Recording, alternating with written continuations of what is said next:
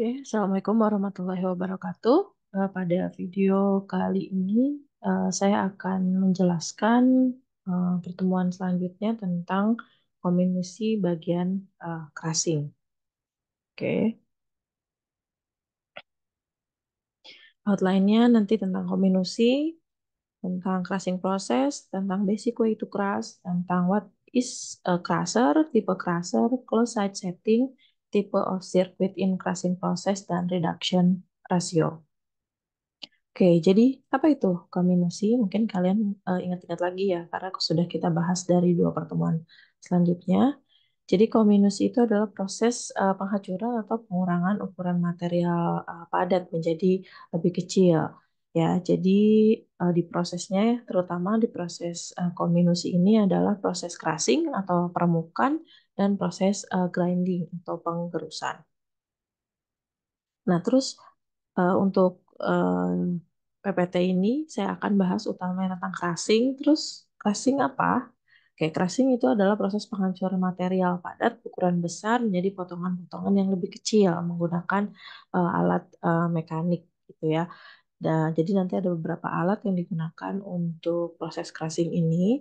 Jadi proses crushing ini adalah first mechanical stage. Jadi memang tahapan pertama saat biji itu mau dilakukan proses pengolahan mineral. Jadi nggak bisa grinding dulu ya, karena grinding memang cenderungan dia sudah makin halus. Jadi yang pertama kita lakukan adalah proses crushing. Oke, di proses crushing ada stage of crushing process, ada tiga, ada primary crushing. Biasanya alatnya adalah jaw crusher dan gyratory crusher. Dan secondary crushing ada cone crusher, ada impact crusher, ada roll crusher, ada hammer mill, dan ada tertiary crushing. Cone crusher, impact crusher, dan roll crusher. Untuk secondary dan tertiary ini kadang-kadang ada yang menggunakan atau melakukan dua-duanya, ada juga yang tidak. Jadi misalnya ada yang hanya sampai secondary aja, jadi tidak melakukan tertiary. Makanya nanti di PPT ini saya gabung yang primary saja, dan kalau yang secondary dan tertiary itu saya gabung gitu karena alat yang digunakannya kurang lebih sama, hanya nanti pengaturannya aja dan kapasitas dan spesifikasi alatnya aja yang berbeda. Oke, ini dari referensi lain untuk klasifikasi cluster ada primary cluster dan secondary cluster, ada jaw cluster dan gyratory alat utamanya. Terus kalau secondary cluster ada cone cluster, roll cluster, dan hammer mill. Oke, nanti kita akan bahas satu-satu ya. Oke, di proses crushing tadi saya sudah menjelaskan tentang crusher ya. Jadi crusher itu apa? Oke, crusher itu adalah mesin atau alat yang digunakan untuk menghancurkan material eh, menjadi ukuran yang lebih kecil, misalnya dari batuan menjadi batuan yang lebih kecil, atau bahkan menjadi bentuknya seperti debu gitu. Oke, di sini ada istilahnya eh, metode atau cara untuk menghancurkan mineral atau material. Jadi ada impact atau tumbukan, jadi material dihancurkan dengan gaya tumbukan atau benturan cepat. Ada compression atau kompresi, penghancuran terjadi ketika material ditekan di antara dua permukaan keras.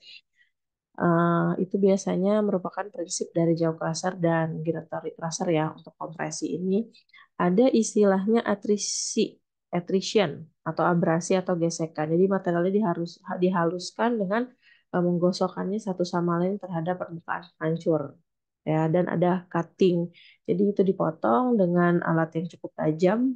eh, eh, karena alat yang cukup tajam itulah akhirnya dia bisa menghancurkan atau mengecilkan ukuran seperti itu. Oke, saya akan bahas tadi kan ada primary, secondary, dan tertiary ya. Ini untuk primary crushing. Oke, tadi ada dua, ada jaw crusher dan gyratory crusher ya. Oke, saya bahas apa itu jaw crusher. Jadi jaw crusher itu adalah mesin atau alat pada proses crushing yang digunakan untuk menghancurkan material berukuran besar menjadi lebih kecil dengan menerapkan gaya kompresi. Di situ ada dua plat, ada istilahnya fixed jaw atau rahang diam, dan moving atau move jauh. Jadi nanti ada satu jauh ini atau plat atau rahang ya istilah itunya bergerak. Jadi dia yang bisa menghancurkan material yang besar menjadi lebih kecil. Ada fix jauh, ada moving jauh. Nah, terus di jaw crusher ini tipenya ada tiga, ada black, ada Dodge, dan Universal.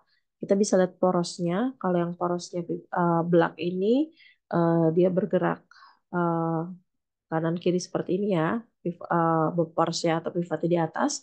Kalau yang untuk Dodge itu porosnya di bawah, nanti atasnya ini rahang moving jauhnya ini dia yang bergerak dan ada universal. Dia bergerak ke atas, yang ini juga bergerak juga jadi porosnya ada di tengah. Tapi yang paling banyak digunakan di jauh cluster ini adalah tipe black ya, yang porosnya di atas, jadi nanti dia seperti menggigit gitu lah ya. Eh, nah ini untuk lebih gampangnya ini pivotnya paling banyak di atas yang tipe black yang paling banyak digunakan nanti dia moving bergerak-bergerak. Nah, terus jadi biji atau mineral yang ukurannya besar nanti dia akan ukurannya lebih kecil seperti itu. Sorry, sorry. Nah, tadi ada tipe black, ini ya, ada Dodge sama Universal. Jadi itu ya yang membedakan adalah porosnya. Nah, tadi saya bilang kan bahwa yang paling banyak digunakan adalah tipe yang black ya, yang crusher yang porosnya di atas itu dibagi lagi ada dua, ada single toggle dan double toggle. Bisa dilihat di sini ada single toggle dan double toggle. Nah ini ada apa GIF ya, gambar gerak dikit. Bisa dilihat nih yang single toggle dia satu togglenya, kalau yang double toggle dia dua. Jadi ini toggle tuh ini atau bisa dilihat dari gambar nih, ada toggle plat, ada toggle ya di sini ya. Jadi dia membantu untuk menggerakkan. Ada yang single, jadi togglenya satu ya ini. Nah kalau yang ini ada togglenya dua seperti itu. Nah oke, sekarang kita masuk ke giratory crusher. Giratory crusher ini em, alat penghancur juga yang digunakan untuk menghancurkan material pukulan besar menjadi yang lebih kecil dengan menerapkan gaya kompresi mirip dengan jaw crusher, tapi desain dan mekanismenya berbeda. Jadi di giratory crusher ini kita bisa lihat di sini ada seperti kon ya di situ ada konkav istilahnya, ada mantel. Jadi kalau untuk giratory cluster ini konnya bergerak, nah ini ada bukaan atau gap, terus nanti kan gapnya nanti materialnya atau mineralnya turun tuh ke sini. Nah, karena ini terhimpit, nanti dia menghasilkan ukuran yang lebih kecil. Di sini ya, ini ada dia saat berputar ke kiri, nanti dia lebih kecil kan, terus nanti ini lebih lebar terus putar seperti itu.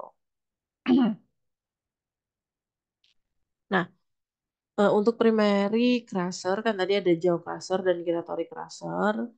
Eh, apa sih yang membedakan dari keduanya? Jadi pertama itu kapasitas crusher, giratory crusher itu umumnya lebih besar daripada jaw crusher ya kapasitasnya. Terus dari desainnya itu juga berbeda. Kalau giratory crusher tadi bentuknya ada kon atau kerucut terbalik ya, dan mekanisme menghancurkannya itu lebih berputar. Nah, sementara jaw crusher menggunakan dua rahang yang bergerak untuk menghancurkan materialnya. Terus eh, material yang dihasilkan kalau giratory crusher dia lebih cenderung seragam atau ukurannya hampir mirip gitu ya. Sedangkan kalau jaw crusher dia ukurannya lebih beragam. Jadi ada yang cenderung lebih besar, ada yang cenderung lebih kecil gitu. Kayak gitu. Masing-masing ada keunggulan dan kekurangan ya. Kalau keunggulan dari Jawa Crusher, jadi konstruksinya dia sederhana, mudah dirawat atau mudah digunakan, terus ada efisiensi, mampu menghancurkan material dengan kekerasan yang tinggi. Jadi jika dia sangat keras, itu pakailah Jawa Crusher gitu. Jadi batuan atau mineral biji mineral yang sangat keras itu bisa dihancurkan dengan Jawa Crusher gitu. Terus kalau keunggulan dari gyratory crusher, kapasitasnya tinggi. Nah, dan dia bisa kalau gyratory crusher ini bisa ini ya continue gitu. Continue feed continue atau umpan yang dimasukkan secara continue. Kalau jaw crusher dia keterbatasan tidak bisa continue jadi hanya satu kali batch biasanya seperti itu. Pertama, keunggulan gyratory crusher itu kapasitasnya tinggi, jadi mampu menangani material dalam jumlah besar. Terus efisiensi penghancurannya tuh menghancurkan materialnya tuh lebih efisien karena kontaknya tuh kan lebih besar ya. Jadi karena dia terbalik yang berputar, jadi si mineralnya itu ketemu kanan dan kiri seperti itu ya. Terus desainnya juga kokoh, jadi membuat giratory crusher itu cocok untuk jangka panjang. Tapi memang untuk pengaplikasian giratory crusher ini tidak sesederhana jaw crusher ya, seperti itu. Oke, sekarang ke secondary atau tertiary crushing tadi seperti saya bilang saya gabung ya karena memang kurang lebih alatnya mirip. Nah, untuk ini ada namanya cone crusher untuk secondary ya. Nah, kompresor ini adalah mesin penghancur yang digunakan untuk mengecilkan ukuran dengan fungsi kompresi juga. Dia sebetulnya mirip dengan giratory crusher. Hanya bedanya adalah bentuk dari uh, konnya atau kerucutnya. Nah, untuk lebih jelasnya, nah ini seperti ini. Kita bisa lihat tadi kalau di giratory crusher dia panjang ya, lebih sempit tapi panjang dan tapi dia lebih besar sedangkan buat compressor dia lebih melebar ya. Jadi nah ini saya nemuin referensi perbedaan giratory dan compressor. Yang A itu untuk giratory jadi dia lebih cenderung tinggi dan memanjang seperti ini ya. Nah, sedangkan kompresor dia lebih lebar, tapi untuk prinsip geraknya dia kurang lebih mirip ya. Tapi gyratory crusher itu memang untuk kapasitas yang lebih besar. Biasanya kalau kompresor itu ukuran yang lebih kecil atau kapasitasnya juga lebih kecil. Keunggulannya dia efisiensinya tinggi, terus ukuran partikel seragam, terus daya tahannya cocok untuk material yang abrasif juga dan dapat digunakan dalam jangka waktu lama. Terus dapat diatur dengan mudah untuk membuka lebar ininya ya. Jadi kita pengen nih outputnya atau produknya ukuran berapa, seperti itu. Nah, selanjutnya ada roll crusher. Jadi bisa kita lihat ada seperti namanya roll. Jadi itu adalah alat untuk menghancurkan, tapi dia memakai dua roll. Ada yang pakai dua roll, ada yang ini yang namanya single roll, yang ini double roll. Jadi rollnya itu bergerak, akibat dari bergerak, terus ada daerah sempit di sini, akhirnya bisa mengecilkan material atau biji yang tadinya lebih besar menjadi lebih kecil. Nah, seperti ini ya. Jadi uh, roll crusher itu ada roll yang bergerak untuk mengecilkan ukuran mineralnya. Nah, ini seperti ini. Ada fixed roll, ada uh, roll utama. Jadi ada yang dua-duanya bergerak seperti ini. Nah, jadi kan yang biru ini dia ke kanan, yang merah itu dia ke kiri. Akibat bergerak kan ada ini ya, ada gap di sini, ada celah. Jadi yang tadinya ukurannya atau umpannya besar terhimpit dua roll ini menghasilkan ukuran yang lebih kecil.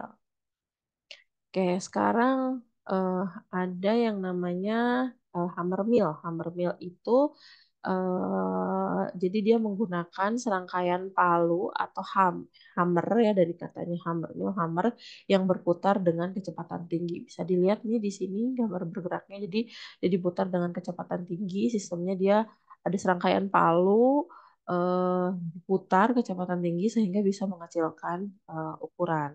Tuh. Oke, ada namanya impact crusher. Impact crusher itu jadi mesin penghancur yang menggunakan istilahnya gaya tumbuk atau impact. Jadi menghancurkan materi untuk menghancurkan materialnya. Jadi mesin ini bekerja dengan memukul material dengan kecepatan tinggi, menyebabkan material tersebut pecah karena adanya gaya tumbuk gitu. Jadi kalau impact crusher karena adanya gaya tumbuk. Tadi kalau hammer mill karena adanya palu-palu yang berkecepatan tinggi ya, jadi dia juga bisa mengecilkan ukuran seperti itu. Nah, di impact crusher ini ada dua, ada istilahnya horizontal shaft impact crusher, ada vertical shaft impact crusher atau disingkat ini HSI, yang ini VSI. Jadi kalau HS itu rotornya dipasang secara horizontal sehingga material ditabrak oleh blow barnya itu bergerak dengan kecepatan tinggi. Biasanya dipakai untuk material yang lebih nggak terlalu keras ya.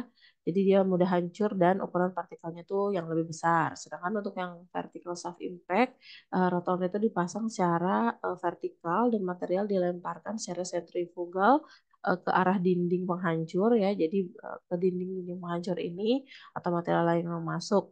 Nah, tapi VSI ini lebih sering digunakan karena menghasilkan agregat yang lebih halus dan partikel yang lebih baik gitu. Nah, keunggulan untuk impact crusher ini ada efisiensi penghancuran, cocok untuk material yang tidak terlalu keras ya. Jadi mampu menghasilkan produk yang lebih baik. Terus ukuran partikelnya itu lebih halus. Dia juga serbaguna, jadi bisa untuk materi-material yang eh, berbagai material ya gitu. Terus kecepatan penghancurannya juga tinggi. Oke, di proses crushing ada istilahnya eh, close site setting. Jadi ini cukup penting di proses crushing. Close site setting itu atau disingkat CSS ya, adalah pengaturan ukuran bukaan di bagian bawah alat penghancur atau crusher untuk menentukan seberapa kecil ukuran material yang dapat dihasilkan pada proses penghancuran gitu. Jadi CSS ini atau close site setting ini adalah jarak antara permukaan penghancur yang tetap dan permukaan penghancur yang bergerak ya, biasanya ini ada di jaw crusher atau di giratory crusher atau di cone crusher. Jadi ini ada istilahnya feed opening, jadi bukaan umpan ini ukurannya segini. Nah, ini ada istilahnya kalau OSS adalah open side setting, ini kan saat dia belum bergerak ya, itu OSS. Tapi saat bergerak itu ada close side setting, jadi dia ukuran terkecil yang digunakan untuk menemukan materialnya seperti itu. Nah, cara mengaturnya itu jadi misalnya untuk jauh crusher, CSS ini atau close side setting ini diukur sebagai jarak antara dua rahang ketika rahang bergerak pada titik terdekat. Jadi pada saat bergerak titik terdekat itu namanya CSS ya. Sedangkan pada cone crusher, jadi kan dia kerucut berputar ya. Jadi diukur dari jarak mantalnya itu atau pelindungnya ya, pinggir-pinggirnya dengan konkav. Jadi konnya tadi di bagian ruang bawah dari penghancurnya. Jadi kita bisa lihat ukuran terkecilnya tuh seperti apa. Jadi pengaturan CSS ini penting di proses crushing karena dapat mengoptimalkan kinerja crusher ya dan dapat mencapai ukuran produk yang diinginkan. Gitu. Oke, terus ada tipe sirkuit dari crushing proses, ada open circuit crushing, ada closed circuit crushing. Nah, bisa kalian lihat bedanya apa ya. Nah, jadi untuk di open circuit crushing, jadi dari secondary crushing itu ada yang langsung ke produk ya, itu untuk open circuit. Sedangkan untuk closed circuit eh, s- pada proses secondary crusher, nah itu dilakukan selalu dilakukan dulu proses crushing sebelum produk seperti itu. Nah, ini untuk fit dan product size. Jadi ini fit size-nya misalnya untuk Giratori dan Jawa Crusher sekitar 1.500 dan 1.400 mm atau sekitar kalau dibuat meter itu 1,5 meter ya. Nah, untuk produk size-nya itu sekitar 200 sampai 300 mm. Kalau kita buat sentimeter itu sekitar 20 sampai 30 cm ya. Tuh, dan seterusnya sampai dia ukurannya menjadi lebih kecil seperti itu. Nah, terus di proses crushing ini juga ada istilahnya reduction ratio. Itu adalah maksudnya rasio yang menunjukkan perbandingan antara ukuran material masuk atau feed size dengan material keluar atau produk size setelah proses penghancuran. Jadi istilah ini tuh digunakan untuk menggambarkan seberapa efektif sih mesin penghancur atau crusher itu dalam mengurangi ukuran material. Rumusnya dari reduction ratio itu adalah rata-rata ukuran material masuk atau umpan yang masuk dibagi dengan ukuran dari material yang keluar gitu. Kenapa penting menghitung reduction ratio ini? Itu untuk efisiensi penghancuran ya. Jadi mengukur seberapa baik alat penghancurnya bekerja, terus dalam mengurangi material ya. Jadi semakin tinggi rasionya, berarti penghancurannya semakin efisien. Terus desain dan pemilihan mesinnya. Untuk memperhitungkan reduction ratio ini juga penting dalam memilih jenis crusher yang tepat untuk aplikasi tertentu. Misalnya jet crusher umumnya memiliki rasio pengurangan yang lebih rendah dibandingkan compressor dan pipa crusher gitu. Nah, terus pentingnya juga untuk pengambilan proses nih. Jadi saat kita tahu reduction ratio, kita dapat membantu mengendalikan proses penghancuran dan memastikan ukuran produk akhirnya itu sesuai dengan spesifikasi yang kita inginkan. Nah, ini contoh, misalnya ukuran partikelnya tuh kan sebelumnya 1000 mikron gitu ya. Terus itu kan berarti fit size-nya ya. Terus ukuran partikel setelah pemecahan tuh menjadi 250 mikron.